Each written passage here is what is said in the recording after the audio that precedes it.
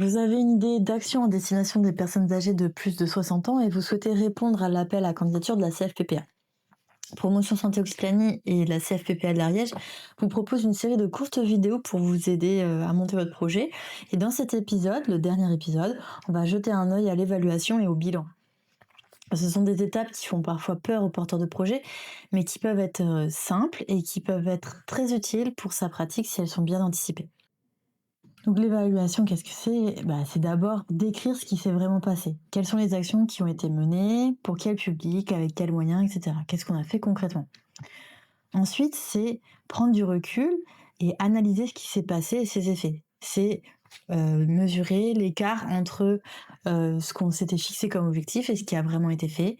C'est analyser les résultats de mon action. Et puis finalement, c'est proposer des recommandations, dégager des perspectives, voir s'il y a des suites à ce projet, etc. Pour chacun de ces objectifs d'évaluation, il y aura différents outils. Il y aura des outils comme les feuilles d'émargement, les tableaux de bord, et tout ce qui est fiches de suivi, etc., qui vont permettre de décrire. Euh, Ensuite, il va y avoir, par exemple, des grilles d'observation des entretiens qui vont me permettre d'analyser ce qui s'est passé. Et puis, des outils comme les 3C, conserver, cesser, créer, qui est un outil d'analyse pour pouvoir proposer des nouvelles actions ou dégager des perspectives à un projet. Quand est-ce qu'on évalue?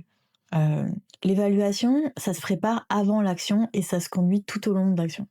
C'est-à-dire que avant l'action, en écrivant le projet, je vais déjà préparer et travailler sur mon évaluation. Le diagnostic, c'est un point de départ qui me permettra de mesurer les changements, qu'est-ce qui a évolué. Ensuite, quand je vais écrire mes objectifs, le fait d'écrire des objectifs qui sont très spécifiques, qui sont mesurables, etc., ça va me permettre de préciser qu'est-ce que je veux atteindre, qu'est-ce que je cherche à atteindre et si je l'ai vraiment atteint. Hem Et puis, en amont du projet, c'est aussi le moment où je vais définir des indicateurs, je vais définir comment je vais collecter, les informations dont j'ai besoin pour évaluer. Je vais définir mes outils, et cetera. Et tout ça, donc ça se fait en amont. Ensuite, pendant le projet, je vais suivre mon projet. Donc je vais tenir des émargements, je vais noter s'il y a eu des changements, je vais peut-être faire des évaluations, recueillir des témoignages à chaud, etc. Je vais classer mes justificatifs aussi sur la question des moyens. Et après, au moment du bilan, donc ça c'est souvent ce à quoi on pense quand on parle d'évaluation, je vais comparer ce qui était prévu et ce qui a vraiment été réalisé, et je vais analyser ces écarts et dégager des perspectives, etc. Pour préparer mon évaluation, je vais donc devoir me poser 2 questions. La première question, c'est: qu'est-ce que je peux et qu'est-ce que je veux mesurer par rapport à mes objectifs? Et puis ensuite, comment est-ce que je vais mesurer, avec quels outils? Donc pour ce qui est de définir ce que je veux mesurer, je vais déterminer des critères d'évaluation. Ces critères, ça peut par exemple être, je veux mesurer si j'ai pu atteindre autant de personnes que j'avais prévu et si mes ateliers, ils ont eu l'impact escompté par exemple sur la confiance dans les déplacements au quotidien, qui était un de mes objectifs. Et sur le comment mesurer, je vais définir des indicateurs et des outils de mesure qui correspondent. Donc, par exemple, je vais mesurer le taux de participation à mes ateliers, et pour ça, l'outil que je vais utiliser, c'est simplement une fiche de suivi. Et pour l'impact sur la confiance, peut-être je vais utiliser une grille d'observation, ou alors je vais faire un entretien avant et après les ateliers. Ces indicateurs, vous avez vu qu'ils peuvent être de 3 types. D'abord, on peut essayer de mesurer l'activité, la participation, l'organisation, qu'est-ce qui a eu lieu? Le taux de participation, le nombre de bénéficiaires, le nombre d'ateliers, le nombre de réunions avec les partenaires, etc. Ensuite, il va y avoir les indicateurs de moyens. Donc là, les indicateurs de moyens, c'est la coordination entre les partenaires, la communication, la logistique, l'adéquation entre les moyens et la réalité, le respect du calendrier, les freins et leviers, etc. Donc c'est plutôt sur le comment est-ce que j'ai réussi à mettre en place, etc. Et puis finalement, il y a les indicateurs de résultats. Donc là, c'est est-ce que j'ai atteint les objectifs que je m'étais fixés, les objectifs spécifiques? Donc est-ce que j'ai réussi à renforcer les pratiques, régulières, d'activité physique? Est-ce que j'ai réussi à renforcer la confiance dans les déplacements? Est-ce que les bénéficiaires sont satisfaits? Et quels impacts ça a eu au-delà de ce que j'avais prévu? Est-ce qu'il y a eu des impacts positifs ou négatifs, liés à mon action, qui ont eu lieu, sans que, spécifiquement je l'ai prévu? Pour, préparer mon évaluation, je vais la planifier. Ça va m'aider à la faire tout au long, de mon projet et éviter qu'au moment du bilan, je ne sache pas, je n'ai pas toutes les informations dont j'ai besoin. Donc pour ça, je vais définir, l'objectif visé, mmh, l'indicateur. Donc là, dans cet exemple, bon, je veux organiser 20 séances, d'activité physique adaptée dans 3 communes. Le nombre de séances, réalisées, sur les 20 qui sont prévues.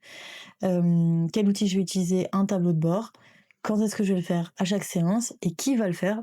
C'est l'intervenant qui va suivre, le nombre de personnes qu'il y avait dans les ateliers. OK.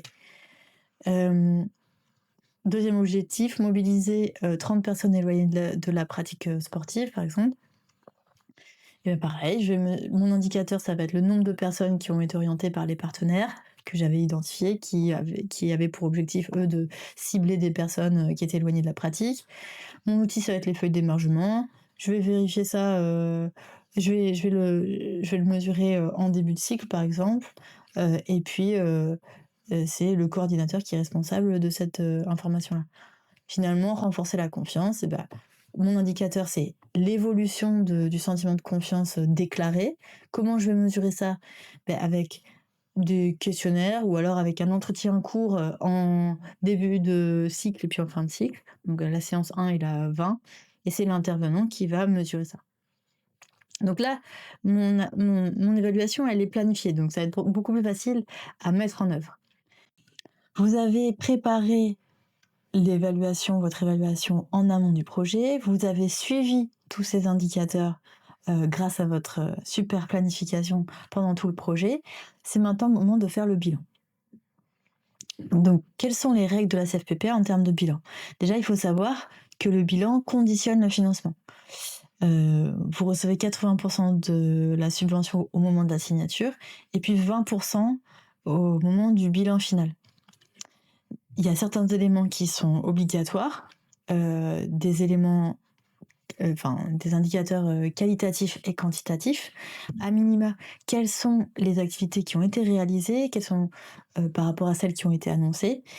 Hem et le montant total de l'action a-t-il été dépensé et comment? Les pièces obligatoires pour, ce bilan sont un CERFA signé par le service comptable, ou la gouvernance de votre structure et puis toutes les factures, les justificatifs, des montants dépensés. Voilà, si vous avez, hem, une facture d'un intervenant, du matériel et cetera, donc on a besoin de ces justificatifs-là et la CFPPA se réserve le droit de récupérer les sommes, trop perçues ou versées à tort si, c'est pas justifié dans le bilan. C'est-à-dire que si vous avez pu réaliser que la moitié des actions, du coup, la CFPP a la possibilité de récupérer, la moitié de la subvention et attention aussi aux proportions. C'est-à-dire que, si vous avez une réduction, vous êtes en sous-activité, en sous-consommation, il faut toujours que la subvention, finale, elle soit de 80% du montant total du projet. Les changements, les écarts, sont des aléas de la gestion de projet. Ça fait partie, de gestion de projet. Ça pose pas de problème en soi, si c'est justifié, documenté, analysé et cetera. Par contre, n'hésitez pas, dès qu'il y a un changement, d'ampleur, si vous pouvez pas réaliser une action par exemple, à prévenir, la CFPPA et peut-être qu'il peut y avoir des arrangements, possibles. Heu, donc par exemple, là j'avais prévu, 20 séances d'activité physique adaptée. Finalement, il n'y en a eu que 18 parce que, il y a pas eu de salle, il y a eu une problématique, donc c'est reporté sur le cycle suivant. Bon, très bien, ça c'est une possibilité. Hem J'avais prévu qu'il y ait 30 participants, sur mes ateliers. Finalement, il y en a eu 37 qui ont été orientés parce que, le CCAS a fait énormément de travail d'orientation et cetera. Ça peut m'aider à dégager des perspectives pour la suite. Ou alors j'ai pas utilisé, tous, les frais de transport, donc là, il faudra réévaluer sur le budget, ce que ça représente ou pas. Voilà, alors nous avons fait un tour d'horizon, de la méthodologie de projet en promotion de la santé pour répondre à cet appel à candidature de la CFPPA. Encore une fois, n'hésitez pas à nous contacter pour, un accompagnement, un appui méthodologique sur votre projet, quelle que soit l'étape à laquelle, vous êtes. Et puis n'hésitez pas aussi à consulter les guides méthodologiques qui sont en annexe de l'appel à candidature. En attendant, bon projet et à bientôt.